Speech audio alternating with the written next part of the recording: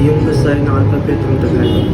A, ba, ka, da, e, ga, ha, i, la, ma, na, pa, ra, sa, ta, o, wa, ya. Magaling anak, sadyang walang duda. Siguro, kailangan na pumasok ng ating anak. Hindi naman habang buhay dito na nagtaturuan. Alam mo naman na sakitin ng anak natin, di ba? Oo, ngunit siya rin ay masasanay at lalakas din ang kanyang katawan. Ina, ayoko po mag-aaral. Pinapatawag niyo na po ako, tatang. Oo, ihatid mo muna ang iyong kapatid na si Bibi sa Binyam. Doon muna kayo mamalagi at mag-aral. Ayoko po mag-aaral. Sige po, tatang.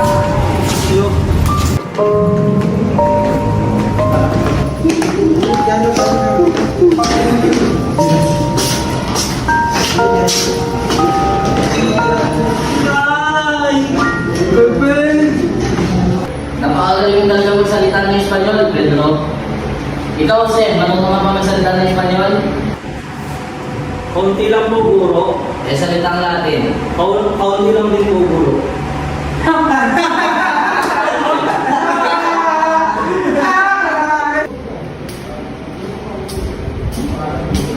Tunggo, tunggo, tunggo, tunggo! Ako, Chonggo. Okay lang, isa naman sa'yo. Bungus, bungus, bungus, bungus, bungus. Palibang mo kasi naman sa'yo, tunggo. May team na, pupunti ka nga lang. Ano gusto mo, away? Oo! Ano ito? Anong nangyari sa inyo? Si Jose po, ang may pusunong ama. Jose, halika ka dito.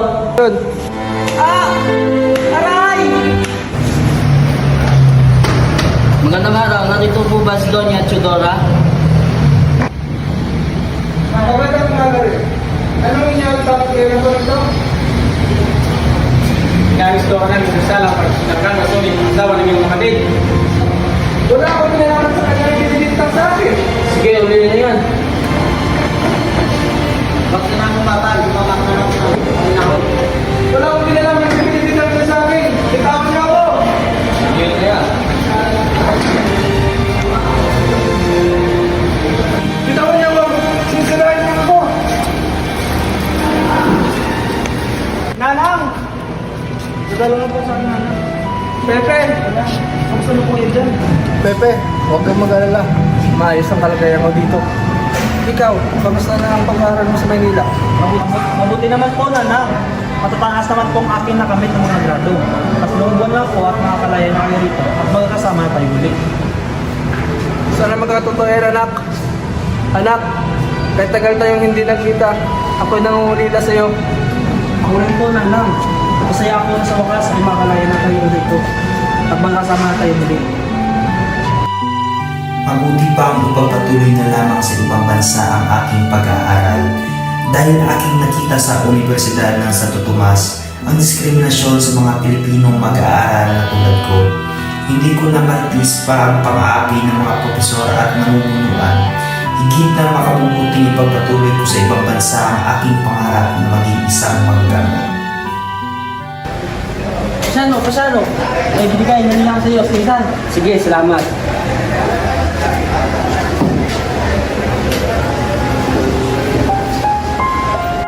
Mahal kong kapatid, nais kong ibabatid ang aking pasasalamat sa iyong pagsuporta sa aking planong pag-alis. Ilan lamang kayong nakakaalam sa aking ninanais tulad ni na Ate Saturnina, Lucia, Pio Antonio, ang mga Valenzuela at ang aking ilang matatalik na kaibigan. Kung maaari, ibabatid mo sa aking mga magulang at sa aking minamahal na minor. Patawarin nila ako sa aking biglaang paglisan. Hindi ko kailanman kinilimutan ang aking misyon at ito ay ang mag-obserba sa pamumuhay at kultura, lingwahe at adwana, industriya at komersyo, ang gobyerno at batas dito sa Europa. Ito ay magsisilbing aking paghahanda upang makatulong sa pagpapalaya sa ating bansang inaapi at tinatapak-tapakan. Lubos na nagmamahal, Pepe. Sa wakas, ako'y nakarating rin sa Espanya.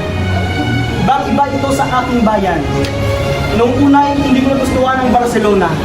Ngunit, habang ako'y nagtatagal rito, unti-unti kong nagustuhan at naramdaman ang pagiging malaya. Mahal kong Ama, gusto ko munang humingi ng kapatawaran dahil sa aking pagtaka sa inyo upang makapag-aral dito sa Madrid.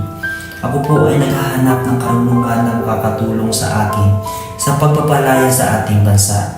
Sa ika-15 po ng Hulyo ay maghahanda na ako ng aking pag-uwi. Ang gusto ng kasalukuyang taon ay makikita-kita tayong muli. Nagmamahal, Jose.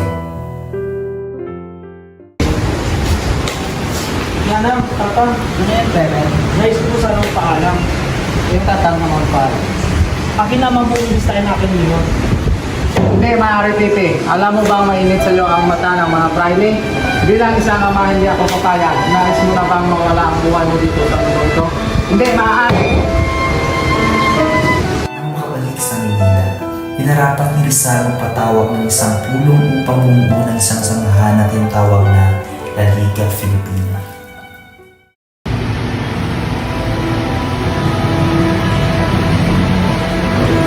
Ligayang pagbabalik, Rizal.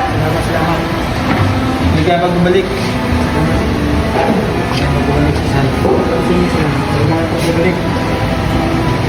Ano nga ba ang iyong nais at ikay nagpatawag ng pagpusulo?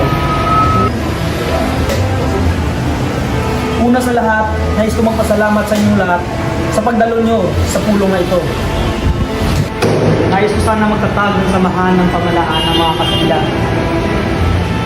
Hindi paano tayo magkakaya kasal at tayo tayo mabay. Alam naman natin lahat na sila yung makapangyarihan. Kaya nga tayo narito upang kapagkanuan natin ang ating mga susunod na habang. Sang-ayon ako sa inyong mga plano, Jose. Kung gayon, painat madaghan ang mamuno sa ating samahan. Ikaw na lang dapat magmuna sa Rizal at maging presidente. Mabuhay si Rizal! Mabuhay! Mabuhay si Rizal! Mabuhay! Mabuhay si Rizal! Mabuhay!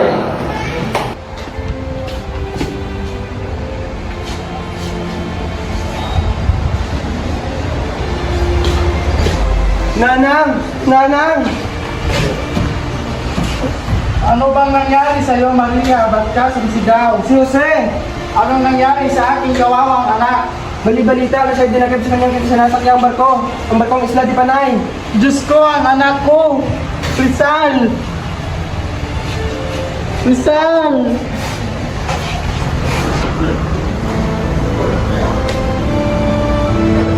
Ayon sa aking pagsiyasat, may dalawang katibayan na laban sa iyo. At una ay ang sinumpaang payag mula sa iyong nakasalamuha sa buhay. At ang pangalawa ay mga katibayang dokumento tulad ng artikulo, tula, lihim at ang iyong sinulat ng talumpati. Walang masama sa mga artikulong ginawa ko. Hindi ko makakaangan. Sisiguraduhin kong malilinis ko ang aking pangalan. Nandito tayo ngayon upang litisin si Jose Rizal sa kanyang kasong pag-aalsa, sedisyon at pagtatag ng pinaglan na samahan. Si Rizal ay ginagawa niya lamang ang kanyang tungkulin para sa ating bayan at wala man ako nakikita ang masama laban dito. Isa pa ay mahirap unawain ang usapin nito dahil sa damdamin laban sa nasasaktan. Ngunit paano mo magpapaliwanag ang binibintang sa kanya ng mga hukom? Ang mga hukom ay hindi dapat maging mapagganti, manapay dapat maging katarungan. Tama! Tama! Tama! Tama! Tama! Tama! Naging lahat kung sinasangayunan ang naturang hatol ng tao masaktan. Kung gayon tapos na ang sapin. Ikaw Rizal ay hinahatolang barilin sa bagong bayan sa umaga ng 30 ng Disyembre. Hindi makatarungan ang nangyari. Hindi man lang tayo binigyan ng pagkakataon. Pinadali nila ang paglilita sa atin. Niloko nila tayo. Bakit ikaw itong galit na galit? Di ako naman itong mamamatay. Buting makakapagtawa ka pa. Ayoko na. Magbibiti na ako sa lahat ng tungkulin ko sa gobyerno. Uwi na ako sa Espanya. Bakit? Dahil sa akong Kastila. Hindi ka Kastila, Tabin. Pareho lang tayo.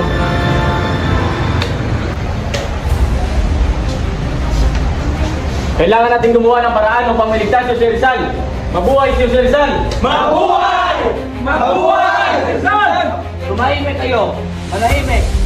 Mahigpit ang pagbabantay ng mga Kastila kay Pepe.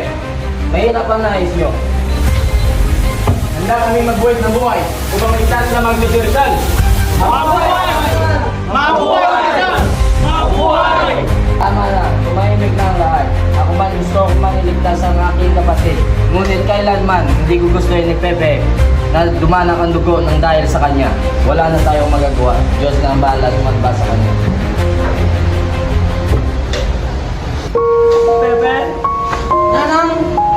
Nanang! Pag ako'y namatay, nais ko pong ninyo agad ang aking mangkay at baka saan lamang po nila ako itatapon. Pepe! At nais ko pong ibaon na rin po ito sa lupa. Lagyan ng isang bato. Lagyan ng aking pangalan. Ang araw ng aking kapanganakan. Ang araw ng aking kamatayan. At nais lagyan ko po ito. Lagyan niyo rin po ito ng krus. Nanang! Nanang! Nanang! Nanang! Handa na ako. Ikaw ba? Huwag kang matakot. Andito na ako. Tanggapin mo ito para hindi mo ko makalimutan. Ibigay mo na lang yan sa pamilya mo. Sobra na yung alaala na binigay mo sa akin.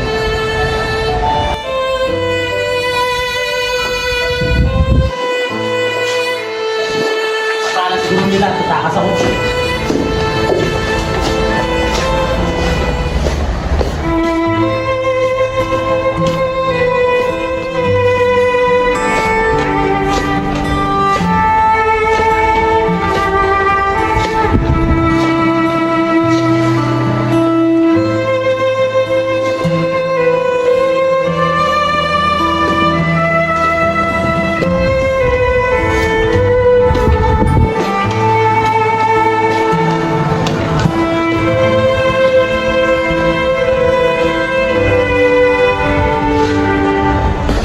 Ultimo favor!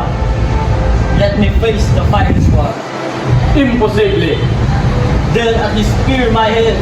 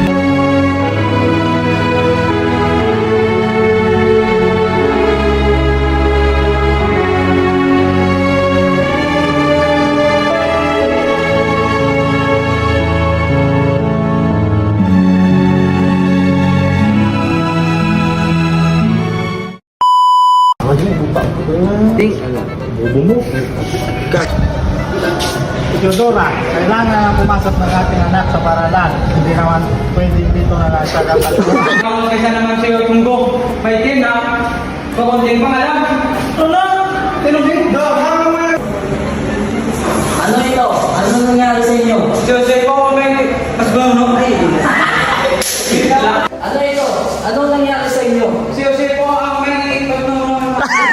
Nanang! Dalawa po sa akin, nanang. Pepe. Ang sulo po yun dyan.